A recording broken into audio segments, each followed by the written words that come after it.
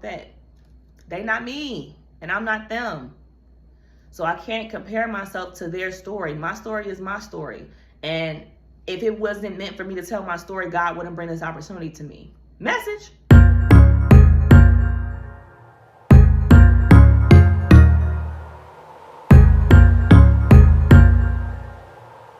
What's up, gorgeous? Welcome back to my channel. My name is Denisha. If you haven't already done so, go ahead and like, comment, and subscribe. If you didn't watch my previous video on getting to know more about me, make sure you go watch that and then come back to this video. And as the title says, I'm answering 5 questions about how to become a TEDx speaker and what I did to become a TEDx speaker. So let's go ahead and get into this video. First question, what motivated you to pursue TEDx? Well, I had already watched TEDx talks for like class and stuff. I was a communications major back in undergrad, communications major with a Africana Studies minor. And with that, you often are watching other people on how they're presenting, presentation style and things like that. So I've already known what TEDx was. I've already was intrigued by it, but this was something I put on my career bucket list that I wanted to do and accomplish. And so once I say I'm gonna do something, it's as good as done. That's what type of person I am.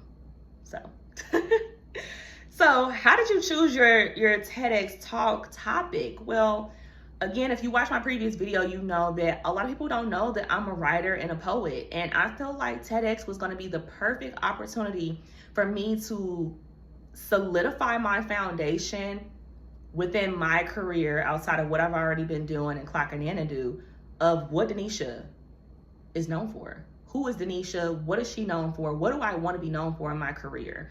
And I enjoy writing. I enjoy poetry. And I was thinking to myself, like, man, you know, writing has changed so much on like what they teach in classes and, you know, what they're finding as important within the schools.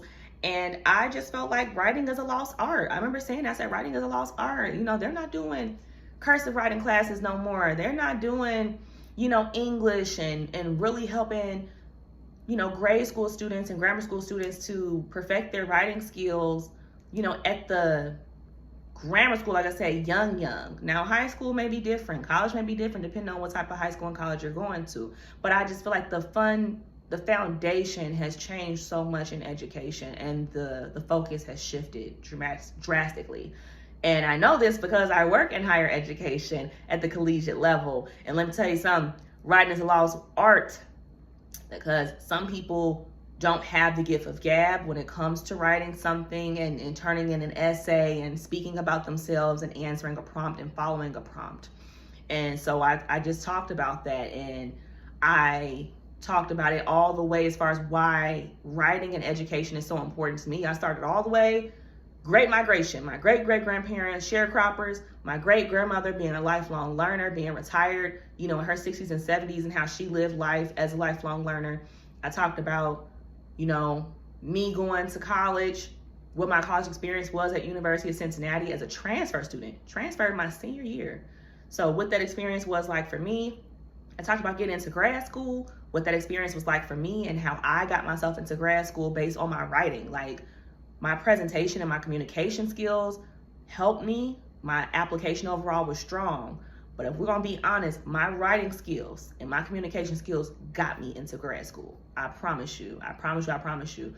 And then making that full circle moment, talking about where I was at currently in my career and how I see how writing has impacted, you know, students at the collegiate level in terms of what they're turning in for admissions and how they are looking at writing at the collegiate level. So I brought it all the way back, full circle moment with that timeline.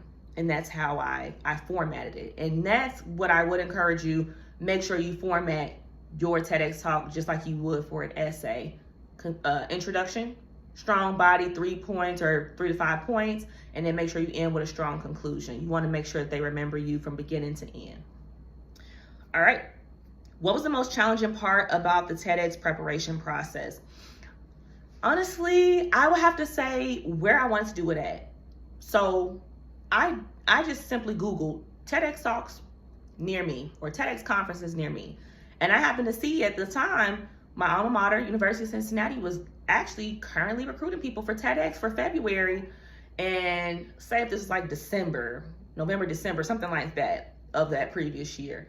And so I was like, oh, boom, they got something right here. So I think the only thing was like, ooh, how big do I want my audience to be? Because you do have a preference when you sign up. They do kind of let you know, like, this is going to be more large lecture hall at a PWI or a predominantly white institution, or this one is going to be more, you know, Carnegie Hall, you know, show at the Apollo. They kind of let you know how big the audience is going to be. So I think that was just my only thing, was trying to decide on how big did I want this to go. And again, I've done my first TEDx talk. Like, I still got time to do more, but I just kind of started with the smaller one, making it more lecture, seminar, large lecture hall type style. That's exactly what the environment looked like for me. So that was about it.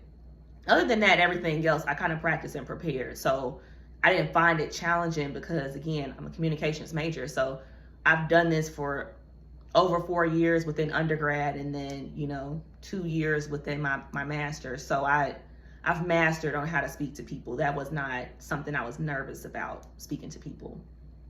And going into the next question was, how did you overcome your nerves before stepping onto the stage? You know what I did to overcome my nerves? I had a funeral for my imposter syndrome. I had a funeral for my imposter syndrome. And I refused to stand in my own way about an opportunity that I manifested and I asked God for. Why am I standing in my own way? When I put it out there, God answered me. God provided the opportunity for me. So now why am I standing in God's way? Imposter syndrome, RIP, moving forward. I did watch other TEDx talks. And I also did get this book that was gifted to me by my mom. It's called Great TED Talks, that she had gifted to me before she even knew I was signing up to be a TEDx speaker.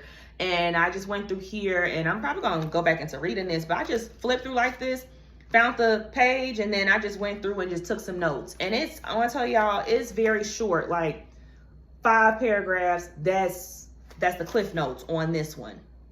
So, you know, and that's just how they all are in here, which I love. Like, give me the cliff notes, make it short for me, because do I really want to go watch 100 TED Talks that is all going to be between 8 to 20 minutes? Not for real.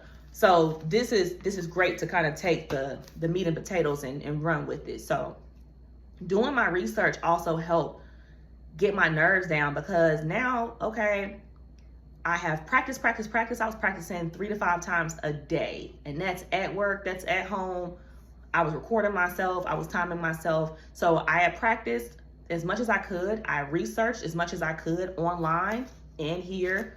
I followed the description in terms of what they told me I needed to be prepared. Now, depending on where you do your TEDx talk, they'll kind of tell you on that time range. The maximum for sure is 18 minutes, but more than likely, depending on where you go and their timeline, you might not need the full 18. They may typically say 7 to 9 minutes, just because there may have Q&A after. There may be other TEDx speakers that's going to come and take the floor. So more than likely it's going to have to be under 10 minutes. And that's where I think a little bit of that challenge came in for me as well. It's just staying in that time frame where I was in that sweet spot. I wasn't over and I wasn't under. And that's it. You know, have that funeral for your imposter syndrome. Get out of your own way, so that way you're not too in your head comparing yourself to other TED Talks, and use other TED Talks as motivation. I use this as motivation on how I can be better and getting me fired up. Not as a comparison to say, oh, they talked about this, I didn't talk about that. They not me, and I'm not them. So I can't compare myself to their story. My story is my story. And if it wasn't meant for me to tell my story, God wouldn't bring this opportunity to me. Message. So that's it on that. And what's one piece of advice you'd give to inspiring or aspiring TEDx speakers? Baby, I'm gonna give you more than one piece of advice. I'm gonna give you a nice chunk. I'm gonna give you a slice of ribeye. Do your research. I have had people come to me and say, what do I need to do to be a TEDx talker or a TEDx speaker? And I thought to myself, they texted me this on a phone with unlimited plan probably and free minutes and the Google and the Safari and the Chat GPT. You passed all of those resources to ask little old me? Do your research and don't ask redundant questions to people. Okay, do your own research. Don't be lazy. And that's gonna be on, that's not even just TEDx, that's just in life. Message. Do your own research. Okay? When you work hard and do your own research on it, it makes it that much more fulfilling.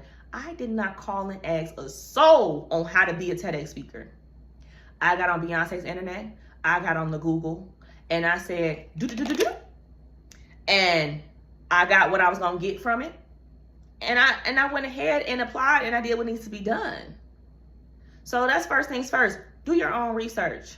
2, believe in yourself. There are thousands on thousands of TEDx talks out here, but everybody is not going to be you.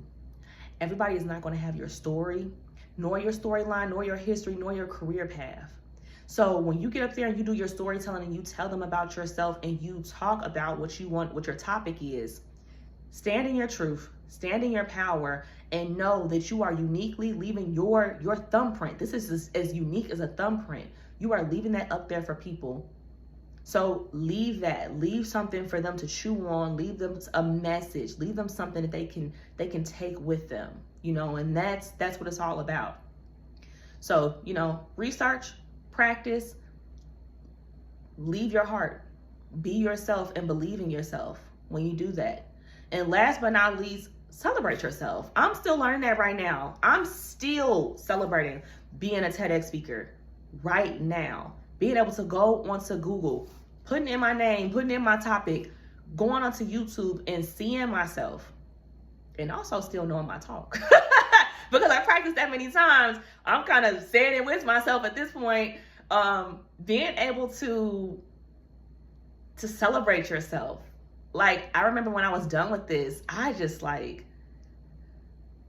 answered a lot of questions, and I didn't think they were going to ask me so many questions for the Q&A. But they asked me a lot of questions, and it was just a lot of interaction, a lot of great interaction. People would want to take pictures with me. Girl, I thought they was going to ask me for my signature, for autograph. I'm like, oh my God, like, y'all really like me. Y'all really like my talk. Y'all really like me. Like, oh my goodness. Like, honey, the girlies was making LinkedIn posts about me, reflecting on my talk and stuff. And I was just like, okay, woo, okay. Like, it really pays to be in your purpose. It really pays to be yourself. When you be yourself, you're going to attract the people that's meant to be your people.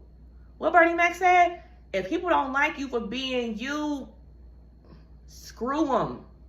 Listen, that is the realest thing ever. Rest in peace, Bernie Mac. That's the realest thing ever, okay? So be yourself, be true to yourself, be prepared, do your research. You ain't gotta ask nobody nothing. Baby, when you got books out here like this, pick up a book, baby. Go read a book. Get on the audio book if you want an audio book and you want to, you know, do your chores around the house, cook, clean, drive, whatever like that. Get you an audio book. Just do your research and prepare. Prepare, practice. And you got this. Believe in yourself. So that is it. That's going to wrap up all my questions and my advice on how to be a TEDx speaker and how I became a TEDx speaker as well. So again, don't forget to like, comment, and subscribe. And I'll catch you guys on the next video. Thanks.